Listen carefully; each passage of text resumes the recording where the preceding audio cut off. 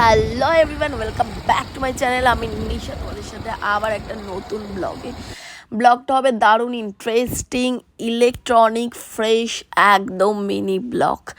রাত অনেক বাজে 2:30, আর আমি এই আলো দেখতে দেখতে ঈদের মরশুমে চলে গেছিলাম হাজি সাহেবের কাছে।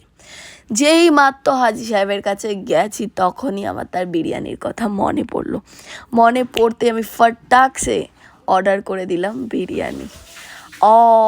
বিরিয়ানিটা দেখতে যেমন ছিল, তার আগে আমি একটুখানি নাইট ওয়াক করে নিলাম, কারণ ওয়াক করাটা শরীরের পক্ষে অনেক দরকার।